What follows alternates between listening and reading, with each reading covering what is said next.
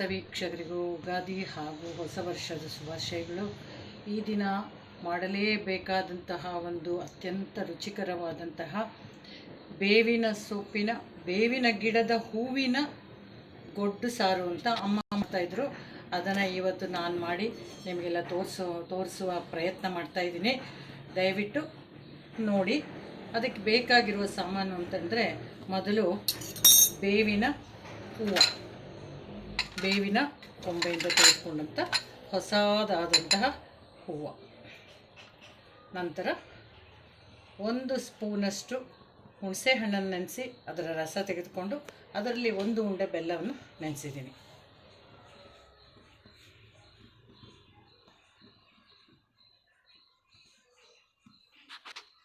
ರುಚಿಗೆ ತಕ್ಕಷ್ಟು ಉಪ್ಪು, 1 ಚಿಟಿಕೆ ಇಂಗು, 1 ಒಣಗಿದ ಮೆಣಸಿನಕಾಯಿ, 1 ಟೇಬಲ್ ಸ್ಪೂನಷ್ಟು ರಸಂ ಪುಡಿ,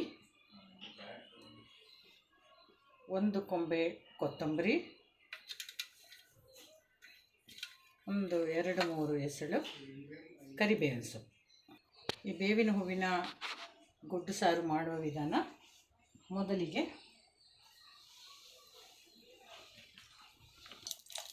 1 ಸ್ಪೂನ್ ತುಪ್ಪ,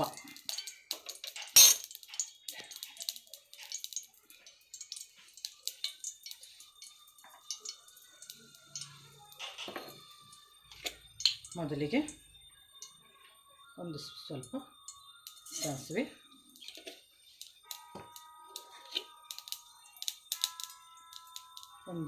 ಸ್ವಲ್ಪ ಜೀರಿಗೆ.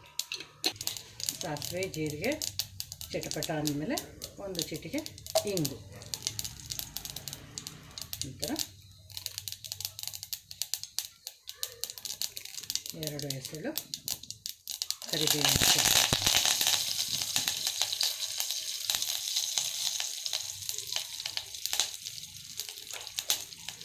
ಕೊತ್ತಂಬರಿಯನ್ನು ಚಿಕ್ಕದಾಗಿ ಕಟ್ ಮಾಡಿ ಹಾಕಿ.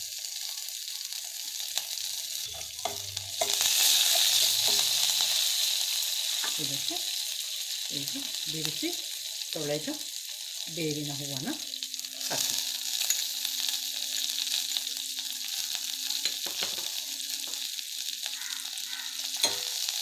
ಒಂದು 10 ಸೆಕೆಂಡ್ ಇದನ್ನು ತುಪ್ಪದಲ್ಲಿ ಚೆನ್ನಾಗಿ ಬಾಡಿಸ್ಕೊಳ್ಳಿ.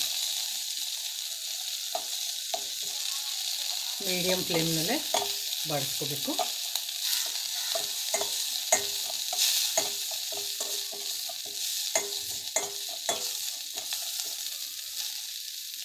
ಈಗ ಅದಕ್ಕೆ 1 ಮೆಣಸಿನಕಾಯಿನ ಒಂದೆರಡು ಸತಿ ಬಾಡಿಸಿ, ನಂತರ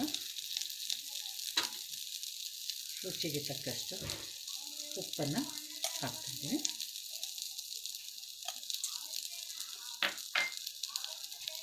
ನಂತರ ಹುಣಸೆ ಹಣ್ಣು ಹಾಗೂ ಬೆಲ್ಲದ ನೀರು.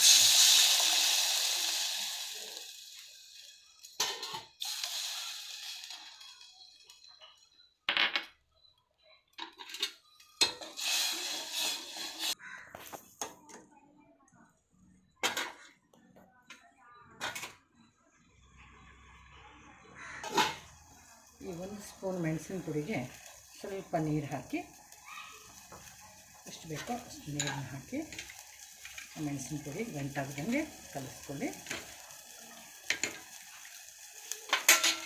ಕಲಸಿದ್ದನ್ನು ಮೆಣಸಿನ ಪುಡಿನ ಹಾಕಿ.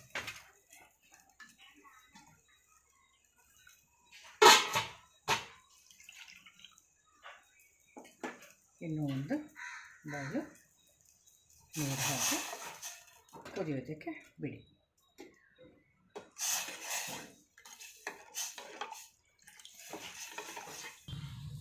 ಈಗ ಚೆನ್ನಾಗಿ 1-2 ನಿಮಿಷ ಕೂತ ಮೇಲೆ ಸ್ಟವನ್ನು ಆಫ್ ಮಾಡಿ ಮುಚ್ಚಿಟ್ಬಿಡಿ.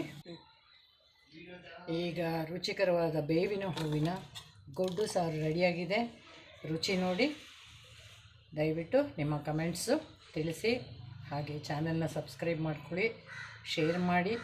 ಎಲ್ಲರೂ ಕೂಡ ಯುಗಾದಿ ದಿನ ಬೇವಿನ ಹೂವಿನ ಈ ಗುಡ್ಡು ಸಾರನ್ನು ಮಾಡಿ ಸವಿಲಿ ಅಂತ ಆಶಿಸ್ತೀನಿ.